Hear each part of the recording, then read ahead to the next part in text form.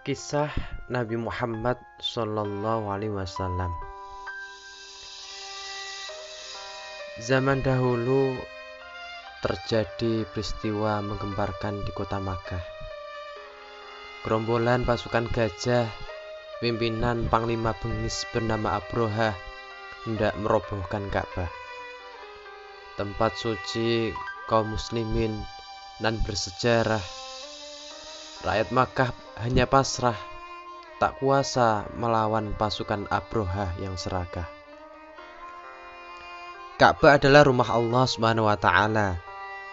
Atas kuasanya, segerombolan burung ababil menghentikan perbuatan buruk Abrohah dengan cara menjatuhkan batu-batu penyebar penyakit kepada kaum berpasukan gajah. Rasulullah dilahirkan di hari Senin, tanggal 12 di malam yang tenang pada bulan Rabiul Awal, tahun gajah. Sayangnya, beliau terlahir sebagai anak yatim sebab ayahnya Abdullah bin Abdul Muthalib telah wafat ketika Rasulullah SAW masih berada di dalam kandungan ibunya, Aminah binti Wahab. Tak lama setelah itu, ibunya pun meninggal dunia ketika Rasulullah SAW masih berusia 6 tahun. Sehingga Rasulullah diasuh oleh kakeknya yang bernama Abdul Muthalib. Namun tak disangka kakeknya hanya bisa menemani Nabi selama 2 tahun sebelum akhirnya kembali ke rahmatullah. Nabi Muhammad Sallallahu Alaihi Wasallam dibesarkan oleh pamannya, yakni Abu Thalib. Meskipun hidup dalam serba kesulitan, mereka berdua adalah orang dermawan yang tetap menyisihkan sebagian rezekinya untuk bersedekah. Kisah kelahiran Nabi Muhammad dan saudara-saudaranya diabadikan dalam sebuah syair sholawat dengan nada berbahasa Indonesia. Abdullah nama ayahnya, Aminah ibundanya, Abdul Muthalib kakeknya, Abu Thalib pamannya, Khadijah istri setia, Fatimah putri tercinta, semua bernasab mulia, dari Quraisy ternama. Nabi Muhammad Sallallahu Alaihi Wasallam adalah Nabi penghujung zaman yang menegakkan agama Islam, ajaran kebenaran. Nabi Muhammad Sallallahu Alaihi Wasallam ketika menerima wahyu, ketika telah dewasa, Nabi Muhammad Sallallahu Alaihi Wasallam membantu perekonomian pamannya dengan berdagang barang yang diambil dari seorang janda kaya raya, Siti Khadijah binti Khuwailid. Rupanya sifat jujur, siddiq, dan dapat dipercaya amanah Nabi Muhammad SAW dalam bekerja tidak hanya memberi pengaruh baik bagi perekonomiannya, namun juga membuat Siti Khadijah terpesona dan akhirnya mereka pun mengikat hubungan pernikahan.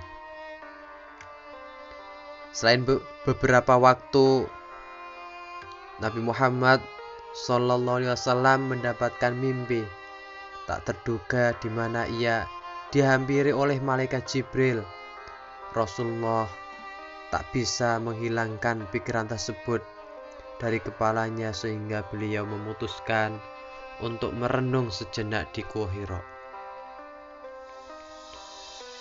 17 Ramadan atau pada 6 Agustus 610 Masehi, Malaikat Jibril mendatangi Nabi Muhammad SAW seraya berkata, "Iqra, bacalah." Maka Rasulullah menjawab, "Aku tidak bisa membaca." Sampai diulang 3 kali. Pada saat itu Malaikat Jibril benar-benar datang menemui Nabi Muhammad untuk menurunkan wahyu dari Allah Subhanahu wa taala. Yang pertama berupa surat Al-Alaq ayat 1-5. Bismillahirrahmanirrahim. Iqra bismi rabbikal ladzi khalaq. Khalaqal insana min 'alaq. Iqra wa rabbukal akram. Alladzi 'allama bil qalam. 'Allamal insana ma lam ya'lam. Bacalah dengan menyebut nama Tuhanmu yang menciptakan. Dia telah menciptakan manusia dari segumpal darah. Bacalah, dan Tuhanmu lah yang maha mulia, yang maha mengajar manusia dengan pena. Dia mengajarkan kepada manusia apa yang tidak diketahuinya. Sejak kejadian itu, Nabi Muhammad SAW mulai melakukan dakwah tersembunyi.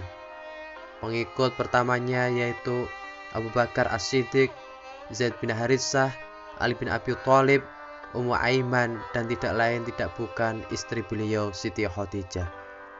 Sekian tahun dakwah secara rahasia, Allah Subhanahu wa taala memerintahkan Rasulullah agar dakwahnya dilaksanakan terang-terangan. Di suatu hari di pinggir telaga Zam-Zam dekat Ka'bah di Makkah, Malaikat Jibril mendatangi Rasulullah untuk membedah hati dan jantung Nabi untuk dibersihkan. Pada malam 27 Rajab, Nabi Muhammad SAW mengalami peristiwa luar biasa yang dikenal dengan sebutan Isra Mi'raj. Diperjalankan pada tengah malam dengan ruh dan jasad secepat kilat, mengendarai buruk ditemani Malaikat Jibril dari Masjidil Haram di Makkah menuju Masjidil Aqsa di Baitul Maqdis, Palestina. Kemudian dari Baitul Maqdis beliau dibawa naik menembus 7 lapis langit, ruang angkasa hingga ke Sidratul Muntaha.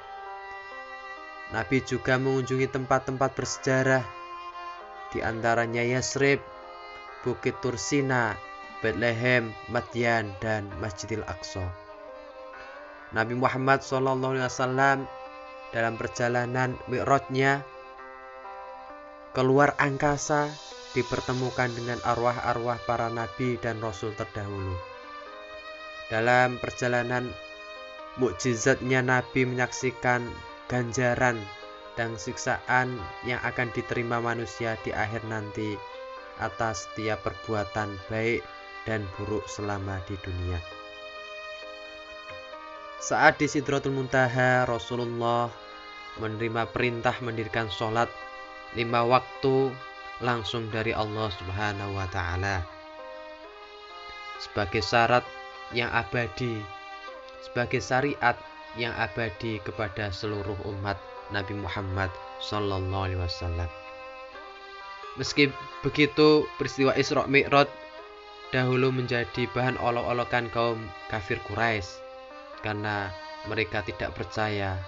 Berbeda halnya dengan kaum muslimin, peristiwa Isra Mi'raj dipercaya sebagai mukjizat Nabi Agung Muhammad SAW dari Allah Subhanahu wa taala dan tentunya wajib kita imani.